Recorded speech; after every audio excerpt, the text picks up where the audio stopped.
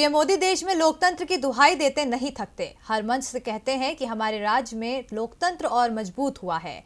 हम लोकतंत्र के स्तंभों को मजबूत करने के लिए पूरी कोशिश करते हैं, लेकिन पीएम मोदी की ये कोशिश कारगर साबित होती नजर नहीं आ रही है, क्योंकि मोदी राज में तो देश कमजोर होता दिख रहा है, जिसकी तस्दीक द इकोनॉमिस्ट इंटेलिजेंस यूनिट की रिपोर्ट ने की है। ये रिपोर्ट बताती है कि भारत आगे बढ़ने के बजाय पीछे खिसकता जा रहा है। आजाद आवाज को खामोश किया जा रहा है। भारत अब तक दुनिया के सबसे मजबूत लोकतांत्रिक देश के रूप में उभर रहा था।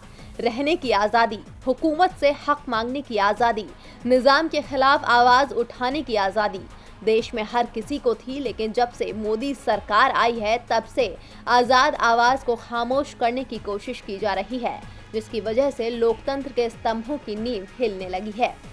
यही वजह है कि लोकतंत्र सूचकांक की वैश्विक रैंकिंग में भारत अब पिछड़ गया है। भारत 2020 लोकतंत्र सूचकांक की वैश्विक रैंकिंग के 2 स्थान फिसलकर 53वें स्थान पर पहुंच गया है। द इकोनॉमिस्ट इंटेलिजेंस यूनिट का कहना है कि लोकतांत्रिक मूल्यों से पीछे हटने और नागरिकों की स्वतंत्रता पर कार्रवाई को लेकर भारत पिछले साल की तुलना में 2 पायदान फिसला है।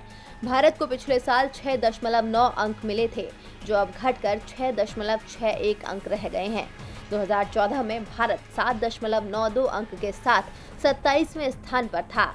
EIU के ताजा सूचकांक में नॉर्वे को शीर्ष स्थान मिला है। इसके बाद आइसलैंड, स्वीडन, न्यूजीलैंड और कनाडा का नंबर है। इस सूचकांक में 167 देशों में से 23 को पूर्ण लोकतंत्र, 52 को त्रुटिपूर्ण लोकतंत्र, 35 को मिश्रित शासन और 57 को सत्तावादी शासन के रूप में बांटा गया था। भारत को अमेरिका, फ्रांस, बेल्जियम और ब्राजील के साथ त्रुटिपूर्ण लोकतंत्र के तौर पर बांटा गया है। मनमोहन के राज में देश 27वें पायदान पर था, लेकिन अब भारत ने 50 के आंकड़े को पार करके 53वां स्थान हासिल किया है। ये आंकड़े मनमोहन और मोदी के राज में फर्क को साफ बयां करते हैं और सवाल खड़ा करते हैं कि क्या देश में खत्म हो रहा है लोकतंत्र। DB लाइव की रिपोर्ट।